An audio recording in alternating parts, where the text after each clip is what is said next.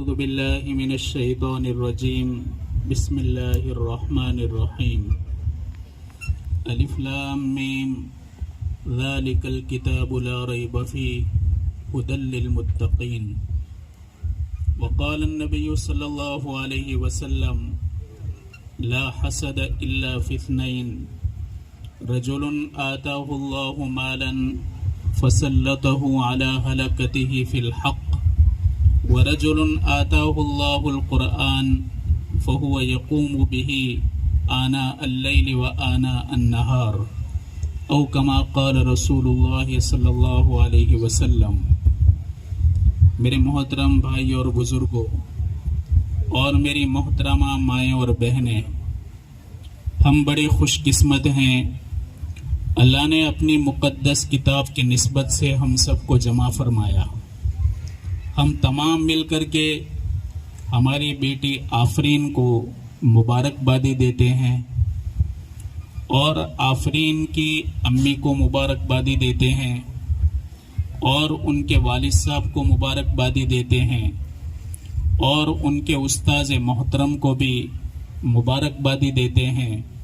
جن جن اساتذہ نے اس بچے کے اوپر محنت کی اور اعزاز بخشا اور اس کو قابل بنایا، قیمتی ہیرا بنایا، ان تمام بزرگوں کو مبارکبادی دیتے ہیں۔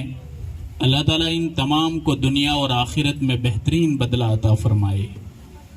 اسی ایک بیٹی نے آج کی اس محفل کو سجایا ہے، ہم تو اس قابل نہیں۔ اللہ تبارک و تعالیٰ اس کی بزرگی کی نسبت سے ہم تمام کی مغفرت فرمائیں۔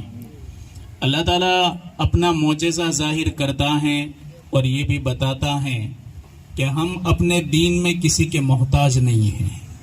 ہم کبھی نابینا سے بھی کام لے لیتے ہیں، ہم کبھی تو اپاہجوں سے بھی کام لے لیتے ہیں، ہم کبھی انبول لوگوں سے بھی کام لے لیتے ہیں۔ اللہ تعالیٰ اپنے دین میں کسی کا بھی محتاج نہیں۔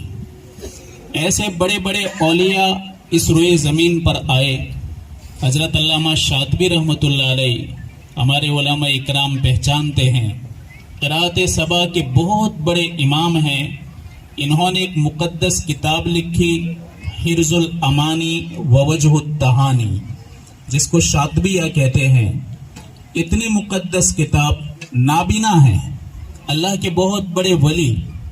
جب انہوں نے مقدس کتاب لکھی تو ہر لکیر کے بدلے میں انہوں نے خانہ کعبہ کا ایک طواف کیا، 1100 طواف کیے۔ جب ان کو نیند آئی، وہ اپنی مقدس کتاب کو رکھ کر کے لیٹ گئے۔ خواب میں نبی کریم صلی اللہ علیہ وسلم کی زیارت ہوئی۔ آپ نے فرمایا کہ یہاں تحفہ لے کر آئے ہو؟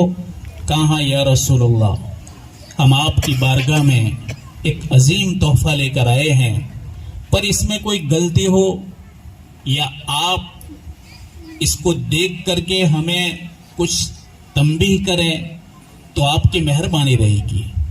نبی کریم صلی اللہ علیہ وسلم نے اس کتاب کو لیا، آپ نے ایک ایک ورق کر کے پوری کتاب کو پڑھا۔ آپ نے فرمایا کہ میری امت میں سے جو بھی اس کتاب کو پڑھے گا جنت کی ضمانت ہے۔ آپ نے فرمایا اتنا ہی نہیں، جس گھر کے اندر یہ کتاب موجود رہے گی اللہ تعالیٰ اس گھر کو فقر فاقہ سے بچائے گا، اور جس گھر کے اندر یہ کتاب موجود رہے گی اللہ تعالیٰ ہر بیماری سے اس گھر کی حفاظت کرے گا۔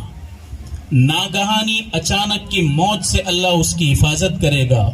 کتنی مقدس کتاب ہیں کہ سرور کونین اس کتاب کی فضیلت بیان فرما رہے ہیں۔ آج بھی عرب کے اندر گھروں میں تو کیا، ان کی گاڑیوں کے اندر بھی یہ کتاب رکھتے ہیں عرب لوگ۔ اکثر عربوں کو دیکھا گیا کہ اپنی گاڑی کے اندر بھی وہ چھوٹی کتاب ہوتی ہیں وہ رکھتے ہیں، صرف فضیلت حاصل کرنے کے لیے۔ لکھنے والا کیسا؟ نابینا ہے۔ اللہ نے کتنا عظیم مرتبہ عطا فرمایا، اور قرآن ہر کسی کو نہیں ملتا۔ قرآن کی عظیم دولت ہر کسی کو نہیں ملتی. ایک مرتبہ تیمور لنگ کا نام آپ نے سنا ہے. وہ لنگ فارسی کا لفظ ہے. لنگ اس لیے بولتے ہیں کہ وہ لنگڑا تھا. اس نے آدھی دنیا کو تہس نہس کر دیا تھا. ایک بار اس کے دربار کے اندر الگ الگ شاعر آئے, ایک سے ایک شاعر آئے اور وہ تیمور لنگ کی تعریف کرنے لگے. ایک شاعر نابینا تھا, وہ آیا, اس نے بڑی عظیم الشان ایک نظم پڑھی. امیر تیمور لنگ ہکا بکا رہ گیا. اس نے کہا کہ آپ کا نام کیا؟ کہا دولت خان. اس نے تھوڑی مذاق کی کہ بھلا دولت بھی اندھی ہوتی ہیں؟ کہاں ہوتی ہیں؟ کہا کیسے؟ کہا اندھی ہوتی ہیں جبھی تو تیرے لنگڑے کے پاس آ گئی, ورنہ دولت کی آنکھیں ہوتی تو کبھی لنگڑے کے گھر نہ آتی. قرآن ایسا نہیں ہے. قرآن کبھی بھی ناقابل نااہل لوگوں کے پاس نہیں آتا ہے. علم اتنا سستا نہیں ہے, ہر کسی گھر کے اندر نہیں آتا. اور قرآن جیسی عظیم الشان دولت جس گھر کے اندر آتی ہیں اور جس کو ملتی ہیں, اللہ تبارک و تعالی اس خاندان کے لیے سعادت کا فیصلہ کرتا ہے, نیک بختی کا فیصلہ کر دیتا ہے. اللہ نے کتنی عزت عطا فرمائی بیٹی آفرین کو. اگر قرآن کی نسبت نہ لگی ہوتی تو آفرین کو کون پہچانتا؟ رشتہ دار پہچانتے, اور تو کون پہچانتا.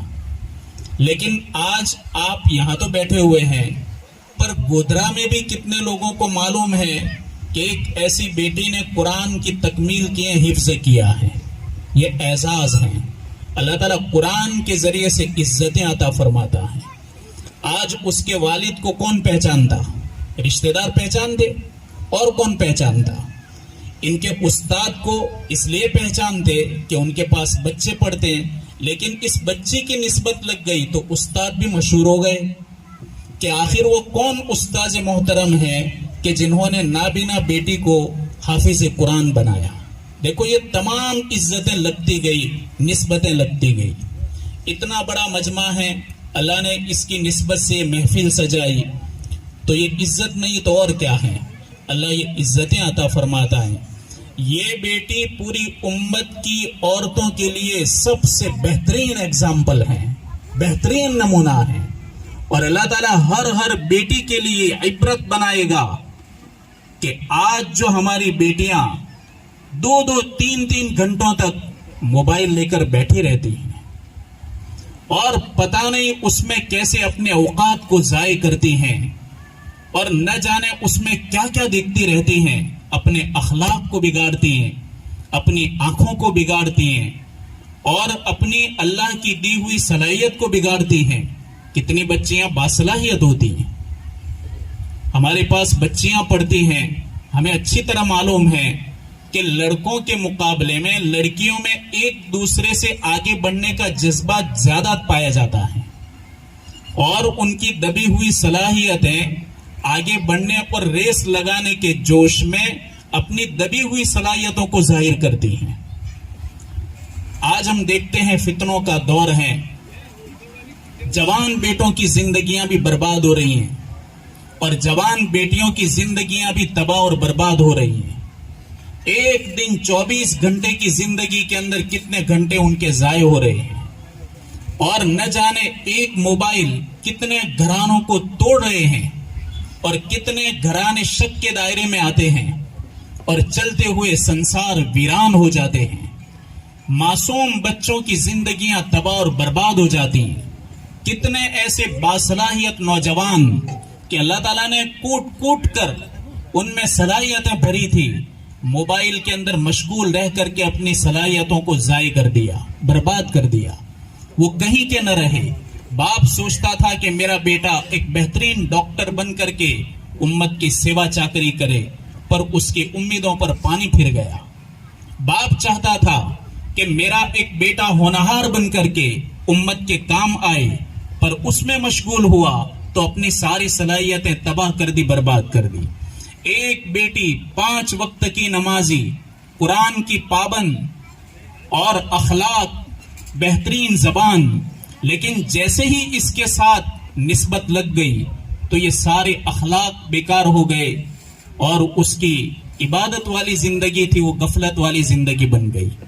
تو میرے بھائیوں، ایسے دور کے اندر بیٹیوں کی جو یہ عمر ہوتی ہیں، 12 سال کے اندر بیٹیاں اپنے کلام پاک کو ناظرہ پورا کرتی ہیں. اب اس کے بعد 13 سال سے لے کر کے 17-18 سال تک ان سالوں کے اندر بیٹیاں بگڑ جاتی ہیں، غافل ہو جاتی ہیں، اخلاق کھو دیتی ہیں یا غلط راہ کے اوپر وہ چل پڑتی ہیں. اگر یہ 5 سال یا 6 سال ان کی حفاظت کی گئی اور ان کے اخلاق پر توجہ دی گئی اور قرآن کے اندر ان کو مشغول کر دیا گیا، فضائل کے اندر، مسائل کے اندر مشغول کر دیا گیا اور دینی ماحول کے اندر مشغول کر دیا گیا تو ان کی زندگیاں بچ جائے گی. یہ ماں اور بہنوں کو خاص کہا جاتا ہے. ایک مرتبہ حضرت عائشہ رضی اللہ تعالی عنہا بہت ساری عورتوں کے ساتھ بیٹھی ہوئی تھی. اچانک ان کی مجلس کے اندر قریش کی عورتوں کی تعریف شروع ہو گئی کہ آپ نے قریش کی عورتوں کی بڑی تعریف فرمائی تھی. اللہ کے نبی نے فرمایا قریش کی عورتیں بااخلاق ہوتی ہیں، زبان کی پاک صاف ہوتی ہیں، غیبت سے دور رہتی ہیں اور ہر اعتبار سے اپنے معصوم بچوں کے ساتھ شفقت کرنے والی ہوتی ہیں اور بہتر تربیت کرنے والی ہوتی ہیں اور اپنے شوہروں کی فرما برداری کرنے والی ہوتی ہیں. یہ قریش کی عورتوں کی تعریف فرمائی. تعریف کے دوران حضرت عائشہ لگاتار ان کی زبان سے قریش کی عورتوں کی باتیں سنتی رہی. حضرت عائشہ نے کیا فرمایا؟ قریش کی عورتوں کی فضیلت اپنی جگہ پر، ان کے اخلاق اپنی جگہ پر، مجھے قریش کی عورتوں سے زیادہ محبت انصار کی عورتوں سے ہے. وہاں بیٹھی ہوئی عورتیں دنگ رہ گئی کہ قریشی عورتوں کے فضائل تو اللہ کے حبیب نے بیان فرمائے، حضرت عائشہ نے آخر کیوں ایسی بات کی؟ پوچھا کہ ام المؤمنین، امی جان، آپ بتائیں کہ آپ کو انصار کی عورتوں سے زیادہ کیوں محبت ہے؟ آپ نے فرمایا کہ میری نگاہ میں قرآن سے سب سے زیادہ اگر کوئی عورت محبت کرتی ہے تو وہ انصار کی عورت ہے. قرآن کی محبت، سب سے زیادہ قرآن کی تلاوت، ان کے گھروں کے اندر 24 گھنٹے میں اکثر وقت ان کا قرآن کے ساتھ گزرتا ہے. ان کی چھوٹی چھوٹی معصوم بیٹیاں قرآن کے ساتھ تعلق رکھتی ہیں. اس نسبت پر حضرت عائشہ نے انصاری عورتوں کی محبت کو ظاہر کیا. تو میری مائیں اور بہنیں، ہم اگر فکر لیں گی تو انشاءاللہ ہمارے گھروں کے اندر وہ نورانیت دیکھنے ملے گی، برکات دیکھنے ملے گی. آج گھروں کے اندر طرح طرح کی پریشانیاں ہیں. کسی کی پریشانی کے بیمار ہیں، کسی کے پریشانی کے حالات پر حالات آتے ہیں. کوئی پریشان ہے کہ کاروبار برابر نہیں چلتا، کوئی پریشان ہے کہ بھائیوں میں آپس میں محبت نہیں، اور کوئی پریشان ہے کہ ہماری اولاد ہمارے کہے میں نہیں، اور کوئی پریشان ہے کہ لڑکے باپ کا سپورٹ نہیں کر رہے. یہ ساری پریشانیاں گھروں میں اس لیے آ رہی ہیں کہ ہمارے گھروں کے اندر قرآن نہیں ہے. رمضان آیا تو تلاوت کر لی، کسی کا انتقال ہو گیا تو ایصال ثواب کے لیے کچھ قرآن پڑھ لیا. میرے بھائیوں، گھروں کے اندر جب تک قرآن والی زندگی نہیں آئے گی تب تک ہم کو خیر اور برکتیں اور عزتیں نصیب نہیں ہوگی. آج دنیا میں ہماری عزتیں دیکھو، اور ایک وہ دور تھا کہ اللہ تعالیٰ نے ہم کو عزتیں عطا فرمائی تھی. اس زمانے میں ایک مدرسے کے اندر پڑھنے والا طالب علم ہوتا تھا، جب وہ حدیث شریف کے اندر آتا تھا سرور کائنات کی زیارت وہ رات کو کرتا تھا. مولانا اسد اللہ صاحب، جن کا تذکرہ اکثر ہمارے حضرت مفتی احمد صاحب خانپوری دامت برکاتہم کیا کرتے ہیں. مولانا اسد اللہ صاحب جو ڈابیل سے فارغ ہوئے کئی سال ہو گئے، ان کا وصال بھی ہو گیا. ویسے ایران کے رہنے والے تھے. جب وہ مشکات شریف کے اندر آئے، مشکات شریف یہ عالمیت کا 6واں سال ہے. جب وہ مشکات شریف کے اندر آئے، حدیث کی مقدس کتاب ہے، تو ان کے والد صاحب علامہ عبدالصمد ایرانی نے ان کو بلایا، کہا کہ بیٹا اب تو بڑا ہو گیا، ہدایہ شریف تیری پوری ہو گئی، اب کا جو سال آئے گا اس میں تو کیا پڑھے گا؟ میرے نبی کی زندگی پڑھے گا، میرے نبی کی احادیث کو پڑھے گا، میرے نبی کی پوری زندگی تیرے سامنے آئے گی۔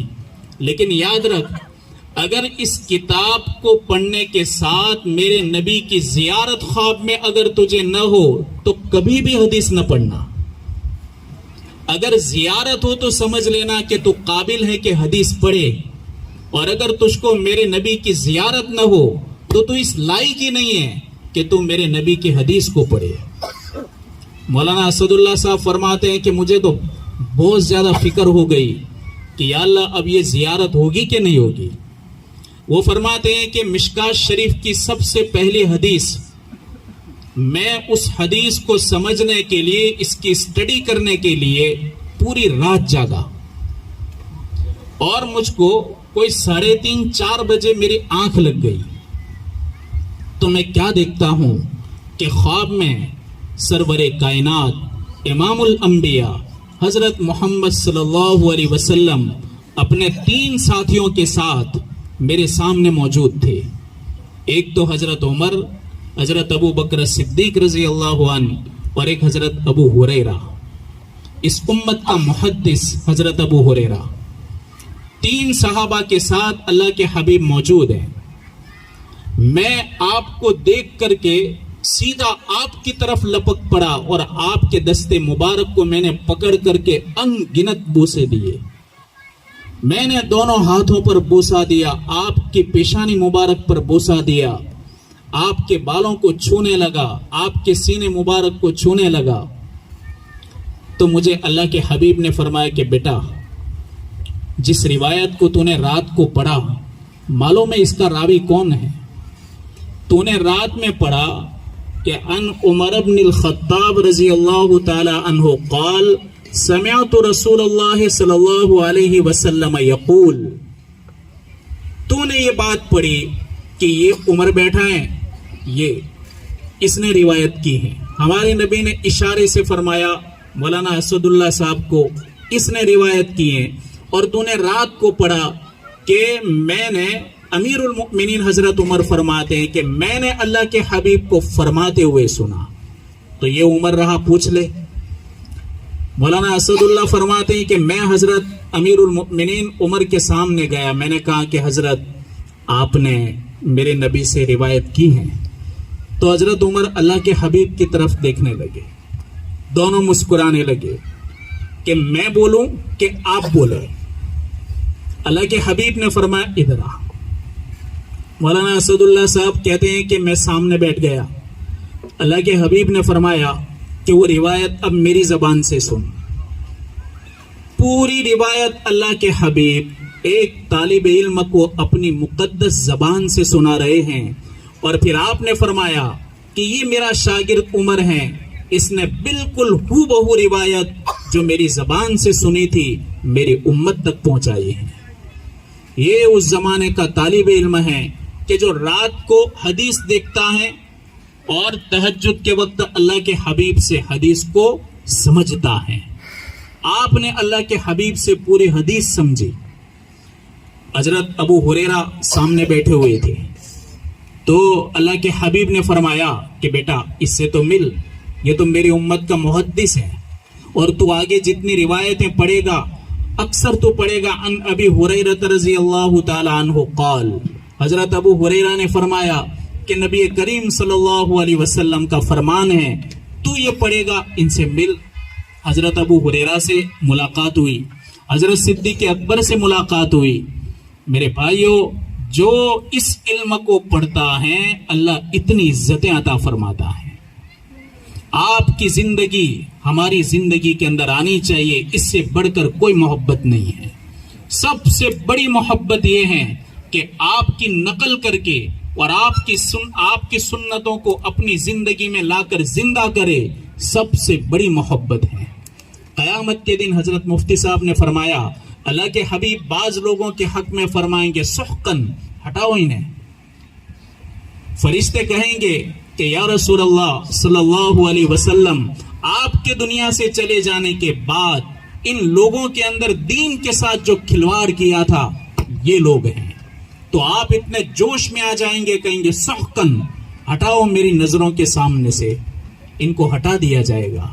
تو میرے بھائیوں، ہم جو سنتے ہیں پڑھتے ہیں، آپ کے ساتھ سب سے بڑی محبت یہ ہے کہ ہم سنتوں پر عمل کرنے والے بنیں، اور ہمارے بیٹوں، جوان بیٹوں اور جوان بیٹیوں کے اندر آپ کی زندگی آئے۔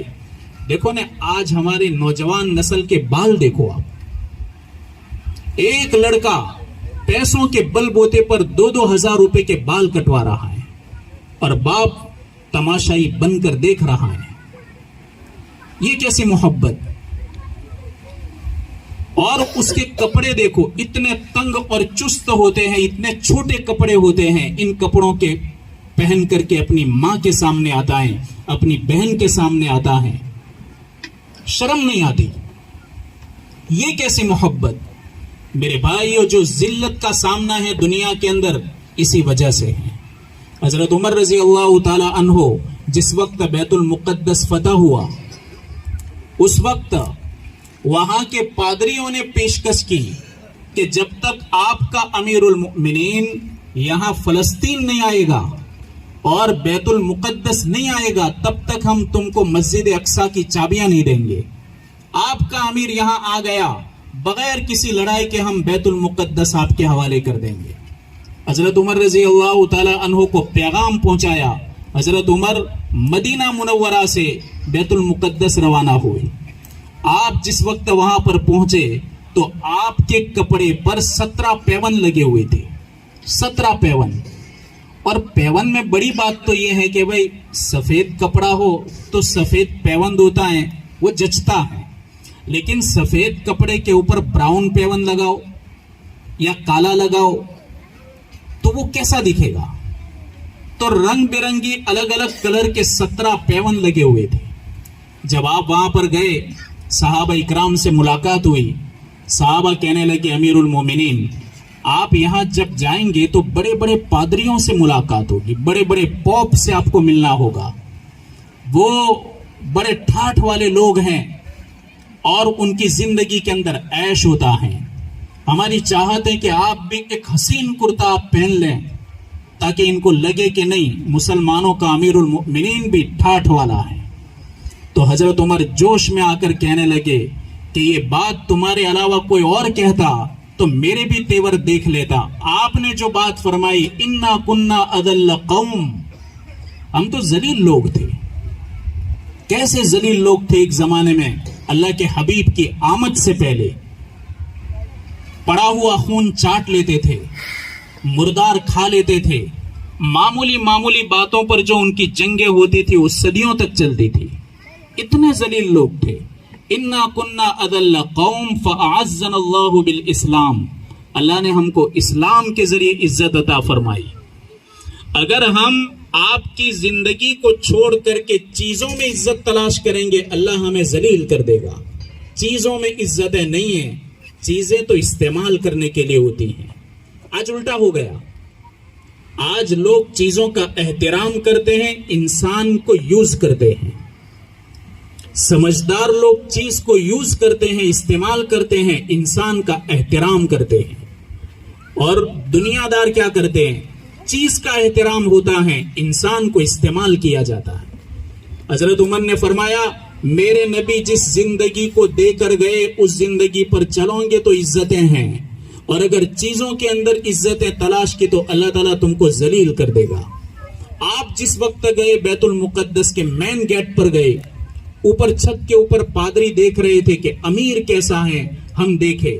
جب انہوں نے دیکھا کہ امیر اتنا سادہ ہے کہ اس کے کپڑے کے اوپر پیون لگے ہوئے ہیں، انہوں نے اوپر سے چابیاں پھینکی اور کہا کہ ہم نے اپنی کتاب کے اندر وہی امیر پڑھا ہے جس امیر کو ہم دیکھ رہے ہیں۔ اور کتابوں کو دیکھتے، آپ کے حلیہ کو دیکھتے، کتاب کو دیکھتے، آپ کے چہرے کو دیکھتے، کتاب کو دیکھتے، آپ کے پیون کو دیکھتے، کتاب کو دیکھتے، آپ کی چال چلگت کو دیکھتے۔ ان پوپ نے کہا کہ یہی سب سے بڑا ہمارا بھی امیر ہے، تمہارا بھی امیر ہے۔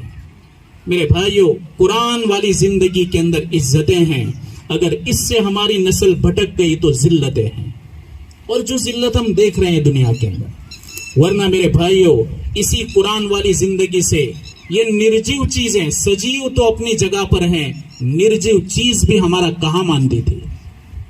پانی پت کے اندر ایک ایسا بیچارہ آدمی تھا جس کے اوپر 302 اور 307 لگی تھی مرڈر کیس میں۔ اب اس کو جانا پڑتا تھا اس زمانے میں، انگریز کے زمانے میں، کورٹ اس وقت تک کرنال میں تھی، تو پانی پت سے چل کر اس کو کرنال جانا پڑتا تھا۔ اب پانی پت اور کرنال کے بیچ میں جمنا ریور ہے۔ اب عام حالات کے اندر تو اگر بارش کی سیزن نہ ہوتی تو وہ کراس کر کے چلا جاتا تھا، لیکن جب بارش ہوتی تھی تو جمنا پوری طاقت سے بہتی تھی۔ ایک بار اس کی ڈیٹ ہوئی اور بارش کا موسم تھا، یہ بیچارہ گیا کورٹ کی طرف، لیکن بیچ میں جمنا آ گئی، جمنا ندی آ گئی۔ اب اس نے کشتی والوں کو کہا کہ بھئی تم جتنے پیسے مانگو گے میں دے دوں گا، آپ اپنی کشتی کے اندر مجھ کو کنارے پر اتار دو۔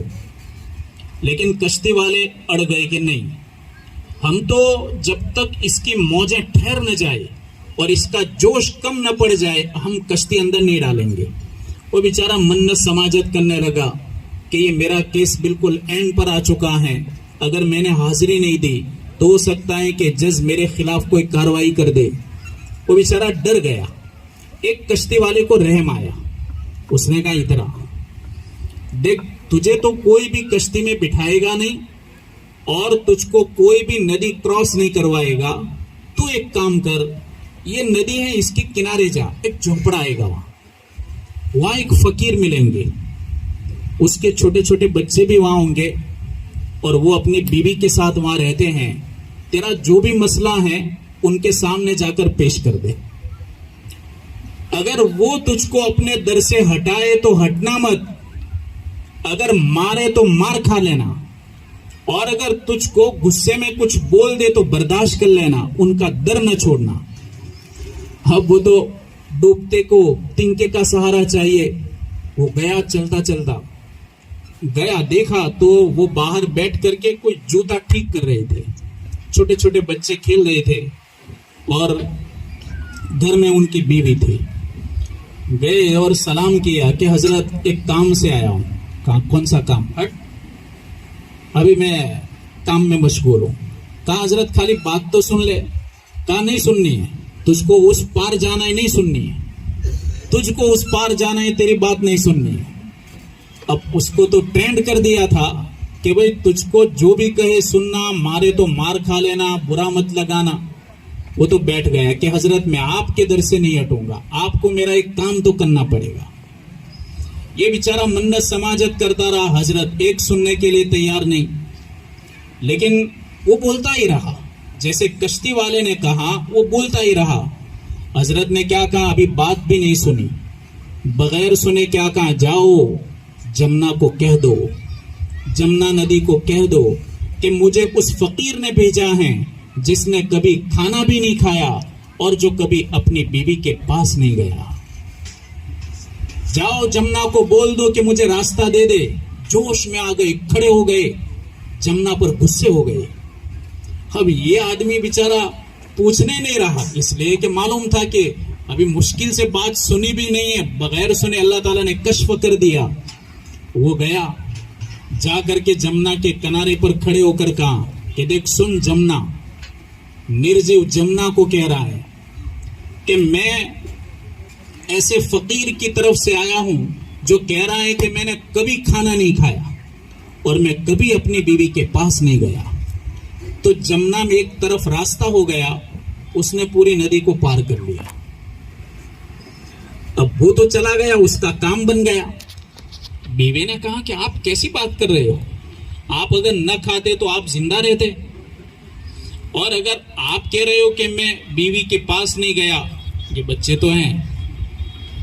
تو کہا کہ دیکھو آپ غصے مت ہو، ہم تم کو اب تک نہیں بتا رہے تھے، اب میں بتا رہا ہوں میں نے جب کبھی بھی کوئی بھی اچھا کام کیا وہ صرف اللہ کے لیے کیا.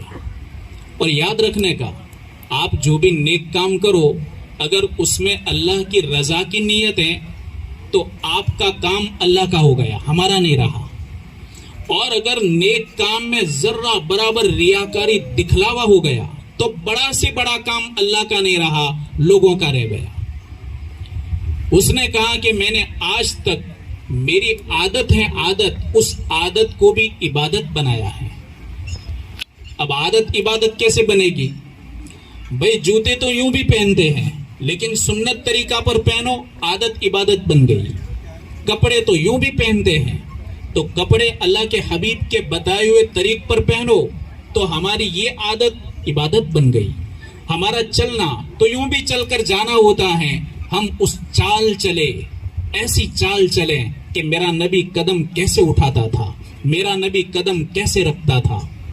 آدمی اپنی حاجت کو پورا کرنے کے لیے باتھ روم جاتا ہے، میرے نبی کی کیا تعلیم ہے. میرا نبی جب ایک کوئی آدمی سامنے آتا آپ کیسی خندہ پیشانی سے ملتے، آپ کتنا احترام کرتے، آپ سامنے والے کی کتنی عزت کرتے. وہ تو ہماری زندگیوں میں ہے ہی نہیں. اخلاق نام کی کوئی چیز نہیں ہے، اخلاق سے تو دنیا فتح کر سکتے ہیں. یہ ساری عادتیں ہیں، ان عادتوں کو اگر سنت میں ڈھال دیں گے تو عادتیں عبادت بن جائے گی، سب عبادت بنے گی. وہ بزرگ کہنے لگے میں نے کھانا نہیں کھایا، اس کا مطلب یہ کہ میں نے جب کبھی بھی کھانا کھایا تو میں نے نیت یہ کی کہ میرے پروردگار اس کھانے کے بعد مجھ کو جو بھی طاقت حاصل ہوگی میں تیری طاعت میں تیری فرما برداری میں خرچ کروں گا. تو یہ کھانا میرے لیے نہیں ہوا، یہ کھانا اللہ کے لیے ہو گیا. تو میں نے اپنے لیے کبھی نہیں کھایا، اللہ کے لیے کھایا. تو میں نے کھانا ہی نہیں کھایا اپنے لیے. میں جب کبھی بھی آپ کے پاس آیا میں نے ہر وقت ارادہ کیا کہ میرے پروردگار تو نے اپنے قرآن میں مقدس کتاب میں اپنی بیوی کا حق ادا کرنے کو کہا، تو میں حق ادا کرنے کی نیت سے اپنی بیوی سے قریب ہو رہا ہوں. تو یہ میرے لیے نہیں ہوا، اللہ کے لیے ہوا. تو میرا ہر کام اللہ کے لیے ہوتا ہے.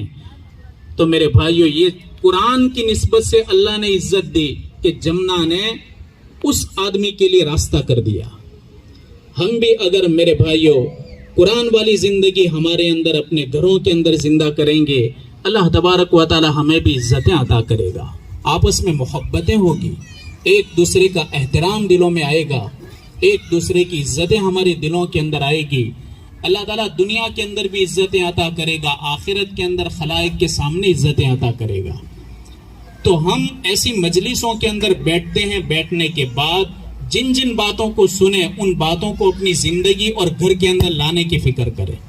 ماشاءاللہ عورتوں کے اندر بھی بڑی صلاحیت ہوتی ہے اور بات کو سمجھنے والی ہوتی ہیں.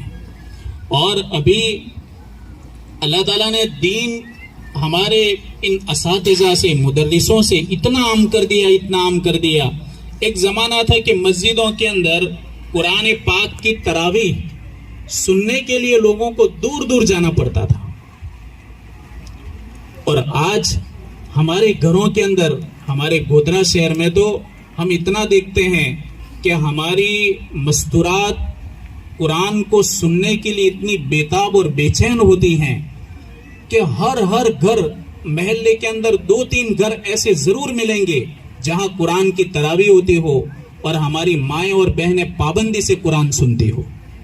اتنا اللہ تعالیٰ نے نظام کو آسان کر دیا. ہم 92 میں یہاں آتے تھے باریہ کے اندر تراویح پڑھانے کے لیے. وہ پیٹھا میں چھپرا نہیں ہے اوپر، وہاں پڑھاتے تھے تراویح 2000 سے پہلے. ہمیں معلوم ہے کیسی پرستھتی تھی یہاں تھی. یہ تو سب جنگل تھا، 2-3 مسجدیں تھی، حفاظ کرام باہر سے آتے، اتنی دقتیں ہوتی، تکلیفیں ہوتی تھی. آج اللہ تعالیٰ نے اتنا بڑا عملہ تیار کر دیا. اور ہمارے حاجی عبد الرحمن صاحب، اللہ تعالیٰ ان کو جزائے خیر دے، اپنے والد صاحب کے نقش قدم پر چلتے ہوئے انہوں نے جو بھی دیہاتوں میں بسنے والے ایمان والے بچوں اور بچیوں کے لیے جو فکریں رکھی تھی وہ فکریں آج اللہ تعالیٰ نے ان کو عطا فرمائی ہے. کتنے مدرس ہیں بیچارے گودرا سے یہاں آتے ہیں اور ہمارے بچوں کو تعلیم دیتے، وہ چلے جاتے ہیں. یہ سارا کا سارا نظام آسانی سے نہیں بنا. یہ بچی آپ نے بھی سنا، مفتی صاحب نے کہا کہ 1 مرتبہ 2 مرتبہ سن کر کے اس کو ازبر یاد ہو جاتا تھا. اس کی صلاحیتیں جو بیدار ہوئی یہ استاد کی فکر سے ہوئی، استاد کی محنت سے ہوئی. یہ بڑے مبارک لوگ ہیں. بلکہ یوں سمجھو کہ آج کے دن، آج کے دور میں زندہ ولیوں کو اگر دیکھنا ہو تو آپ کے بچوں کو جو قرآن کی تعلیم دینے والے اساتذہ ہیں ان سے بڑھ کر کوئی زندہ ولی نہیں ہے. چلتے پھرتے ولی اگر دیکھنے ہوں تو یہی لوگ ہیں جو ہمارے معصوم بچوں جو بالکل کوری سلیٹ ہوتے ہیں، کوری سلیٹ کے اوپر محنت کرتے کرتے اتنے باصلاحیت بناتے ہیں، یہ زندہ ولی ہیں. اللہ تعالیٰ ان کی قدردانی کی توفیق ہمیں عطا فرمائے اور اللہ تبارک و تعالیٰ ان کا خیال کرنا ہمیں نصیب فرمائے. تو ہماری عورتوں کے اندر بھی بڑی صلاحیت ہوتی ہے. ایک اخیر میں آپ کو بات کہہ دوں، خسرو پرویز کا نام سنا ہے آپ نے؟ ایران کا بادشاہ تھا وہ اور بہت مشہور سمراٹ تھا، سخاوت بھی بہت کرتا تھا. ادھر تو اتنے آپ نے پروگرام پیش کیے لیکن کچھ دکھا نہیں. 2-3 آئے، وہ بھی کتنے آئے؟ یہ 500 اور یہ کچھ بھی نہیں ہے. ابھی یہاں باریائی میں آیا تھا، کہاں ہوا تھا جلسہ؟ ہوا تھا مدینہ مسجد، المدینہ مسجد. کتنے 80,000 سے 1,00,000 روپے، 85,000 روپے وہاں کے نوجوانوں نے جمع کر کے انعام کے طور پر دیے تھے. لیکن اب میں یہ مثال نہیں دیتا ہوں باریا کی، اس لیے نہیں دیتا کہ ہمارے مدرسے میں 14 بچیاں جو فارغ ہوئی، ماں بہنیں بھی سن لیں، تو ان بچیوں کو انعام میں 2,63,000 صرف عورتوں نے دیے تھے. مرد کا 1 روپیہ حاجی عبد الرحمان صاحب نہیں تھا، سارے پیسے عورتوں کے 2,63,000. ایک بچی کے ہاتھ میں 20,000 روپے آئے تھے نقد، اور ان کو جو کتابوں کا انعام دیا تو 11,000 کا. تو ایک بچی کے ہاتھ میں 31,000 روپے. ایسی 14 بچیاں تھیں. یہ تو لٹانے کا یہی ایک موقع ہوتا ہے، یہی ایک میدان ہوتا ہے. باقی ویسے تو فضول خرچیاں شادیوں میں دیکھو، لوگ لاکھوں روپے برباد کر دیتے ہیں جہاں صرف گناہ ہے، 1 پائی کا ثواب نہیں ہے. اور عیش پرستی کے اندر ہمارے جوان بیٹے کتنے پیسے برباد کر دیتے ہیں، سب برباد کر دیتے ہیں. اور ایک نیکی نہیں، سب تباہی اور بربادی ہے. تو میرے بھائیوں، حوصلہ افزائی کے لیے ایسی جگہوں پر اگر لٹائیں گے، اللہ تعالیٰ ہمارے خاندان کے اندر اولیاء پیدا کرے گا اور اللہ تعالیٰ ہمارے خاندان کے اندر نیک متقی پرہیزگار افراد پیدا کرے گا. تو خسرو پرویز کی میں بات کر رہا تھا، بڑا سخی آدمی تھا، اس کو مچھلی کھانے کا بہت شوق تھا. ایک بار ایک مچھلی والا آیا، بہترین مچھلی لے کر آیا. تو بادشاہ سلامت کے سامنے دربار میں جا کر مچھلی پیش کی. اس نے مچھلی دیکھی، کہا کہ اس کو 4,000 درہم دے دو. 4,000 درہم ایک مچھلی کے. بیوی پاس میں بیٹھی ہوئی تھی. کہا کہ 4,000 درہم ایک مچھلی کے. اگر آپ ایسے لوگوں کو، مچھلی والوں کو 4,000 درہم دوں گے تو کل کوئی آفیسر آ کر کہے گا کہ 4,000 درہم تو مچھلی والے کو دے رہے ہو اور ہم کو 1,000 تنخواہ دے رہے ہو. کوئی آپ کا افسر ایسا بول سکتا ہے، اس لیے آپ واپس لے لو. خسرو پرویز اتنا بڑا سخی تھا کہ ایک بار اگر ہاتھ سے پیسے چھوٹ گئے واپس نہیں لے سکتا ہو. تو بیوی کو کہا کہ تم مجھے کوئی ایسی ٹیکنک بتا کہ میں واپس وصول کروں. تو بیوی تھی. کہا میں آپ کو ایک ٹیکنک بتاتی ہوں. اس کو آپ ایسا کہیں کہ اگر یہ مچھلی نر ہے تو اس کی مادی بھی لے کر آ، اور اگر یہ مادی ہے تو اس کا نر لے کر آ، اور اگر نہیں لا سکتا تو پیسے واپس. ہاں یہ اچھی بات ہے. اس کو بلایا، کہا کہ بھائی دیکھو مچھلی ادھوری ہے آپ کی، پوری نہیں ہے. کہا سر پوری تو ہے. کہا ایسے نہیں، جوڑ پوری نہیں ہے. اگر یہ نر ہے تو مادہ لا، مادہ ہیں تو نر لا. اب وہ بھی تو مچھیرا تھا. اس نے کہا سر یہ تیسری جاتی کی مچھلی ہے, نہ یہ نر ہے نہ یہ مادہ ہے, اب یہ تیسری جات کی ہے تو میں کہاں سے لاؤں؟ تو خسرو پرویز نے کہا اور 4000 دے دو. 4 کے 8 گئے. بیوی دنگ رہ گئی کہ یہ تو میں نے تو مصیبت کھڑی کر دی. اب جیسے ہی اس کو تھیلا بھر کر کے دیا, اب اس میں سے 1 درہم زمین پر گر گیا. اب 4000 درہم اس زمانے میں تو بہت بڑے امیر کے پاس بھی نہیں ہوتے تھے, امیر کے پاس بھی نہیں ہوتے تھے. اتنا بڑا انعام لے لیا. اس نے تھیلے کو نیچے اتارا اور احترام کے ساتھ درہم دیا. اب بیوی کو تو غصہ تھا, تو کہا کتنا بخیل ہیں کہ پڑا ہوا درہم بھی کسی فقیر کے لیے نہیں چھوڑتا. اب خسرو پرویز نے بلا کر کہا کہ یار 8000 درہم تجھ کو ملے تو 1 درہم کیوں چھوڑ دیا, کیوں نہیں چھوڑا؟ کہا کہ بادشاہ سلامت, آپ کتنے بڑے آدمی ہیں. سکے کی ایک طرف میں آپ کی تصویر ہے اور سکے کے دوسرے بھاگ میں آپ کا نام ہے, تو آپ کی تصویر کو زمین پر رکھنا, آپ کے نام کو رکھنا آپ کی شان میں گستاخی ہے. خسرو پرویز نے کہا اور 4000 درہم. بیوی نے نوکروں کو کہا اس کو اٹھا کر کے دور رکھ کے آؤ ورنہ یہ ساری سمپتی اٹھا لے جائے گا. سخاوت ہوتی ہے میرے بھائیو, سخاوت. یہ پیسے آنا مہتو نہیں ہے, ہاتھ سے چھوٹنا اور دل سے چھوٹنا. بعض لوگ ہاتھ سے چھوڑ دیتے ہیں, دل سے نہیں چھوٹ, 2 دن تک یاد رہتا ہے کیا دیے میں نے, وہ یاد رہتا ہے. وہی بخل ہیں, بھلے نے ہاتھ سے چھوٹ گئے ہو. دل سے بھی چھوٹنے چاہیے اور ہاتھ سے بھی چھوٹنے چاہیے. تو یہ تو مبارک لوگ, چھوٹی چھوٹی بچیاں آئی بیچاری یہاں آپ کے سامنے پروگرام پیش بڑی ہمت سے پیش کیے. مجمع کے سامنے آنا بچوں کے لیے, چھوٹے چھوٹے بچوں کے لیے وہ بہت بڑی بات ہے. تو ایسی جگہوں پر جتنا بھی ہو سکے پیسہ لٹانا چاہیے, حوصلہ افزائی کرنی چاہیے. اس سے اللہ تعالیٰ ہمارے روزگار کے اندر برکتیں دیتا ہے اور اٹکے ہوئے کام کو اللہ آسان کر دیتا ہے, دروازوں کو کھولتا ہے. ایک در بند ہوتا ہے اللہ تعالیٰ دوسرا در کھول دیتا ہے. ایسے موقع بار بار نہیں آتے, یہ ایک موقع آ گیا, کبھی کوئی موقع آئے گا. اس لیے موقع کو غنیمت سمجھ کر کے ہم بچے کا بھی حوصلہ افزائی میں حصہ لیں اور استاذ محترم کا خاص ضروری ہے. اس لیے کہ اسی کی فکر اور محنت سے آج ہماری یہ بچی آفرین یہاں تک منزل مقصود تک پہنچی ہیں. اللہ تعالی ہم تمام کی محنتوں کو قبول فرمائے, ہمارا یہ آنا قبول فرمائے. آپ لوگ آئے, آپ نے اچھی طریقے سے دھیان سے اول سے لے کر کے اخیر تک, ایسا بہت کم دیکھنے کو ملتا ہے کہ مجمع شوق کے ساتھ سنتا ہو, اللہ اور اس کے رسول کی باتوں کو توجہ کے ساتھ سنتا ہو. ایسا بہت کم دیکھنے کو ملتا ہے. اس لیے کہ کوئی اٹھتا ہے, کوئی آتا ہے, کوئی جاتا ہے. یہاں ایسا کچھ دیکھنے نہیں ملا. آپ نے بڑے دھیان سے باتیں سنی, مفتی صاحب کی بھی باتیں سنی, بچوں کے پروگرام بھی سنے. اللہ تعالیٰ تمام باتوں پر عمل کرنے کی توفیق عطا فرمائے.